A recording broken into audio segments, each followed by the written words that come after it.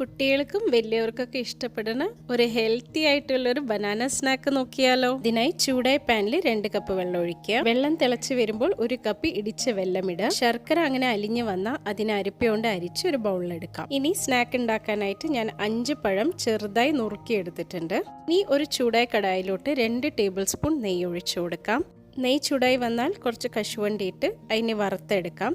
ഇതൊന്ന് ഇത്തിരി വറുത്ത് വന്നു കഴിഞ്ഞാൽ അതിലോട്ട് കുറച്ച് ഉണക്കമുന്തിരിയും കൂടി ഇട്ടിട്ട് ഒന്ന് വറുത്തെടുക്കാം. കൂടെ 1/2 കപ്പ് തേങ്ങയും കൂടി ഇട്ട് ഒന്ന് ചൂടാക്കി എടുക്കാം. തേങ്ങയും ചൂടായി വന്നാൽ അതിലോട്ട് നമ്മൾ അരിഞ്ഞു വെച്ച പഴം കൂടി ഇട്ടിട്ട് നല്ലപോലെ വഴറ്റിയെടുക്കാം. ശേഷം ഇതിലോട്ട് 1/4 ടീസ്പൂൺ ഏലക്ക പൊടിച്ചതും 1/2 കപ്പ് ശർക്കര പനിയും കൂടി ഇട്ടിട്ട് നല്ലപോലെ ഒന്ന് വഴറ്റിയെടുക്കാം. ഇനി ഇതിലോട്ട് 2 കപ്പ് ബ്രെഡ് പൊടിച്ചതും കൂടി ഇട്ടിട്ട് ഇത് നല്ല തിക്ക് കൺസിസ്റ്റൻസി ആവണ വരെ ഒന്ന് ഇളക്കി കൊടുത്തിട്ട് ഒന്ന് ആറാൻ വെച്ച് കഴിഞ്ഞാൽ നമുക്ക് ചപ്പാത്തി മാവ് കുഴയ്ക്കണ പോലെ ഒരു പരുവത്തി കിട്ടും. ഇനി ഇഷ്ടമുള്ള സൈസിൽ കുട്ടി കുട്ടി ബോൾസ് ആക്കിയിട്ട് എടുക്കാം.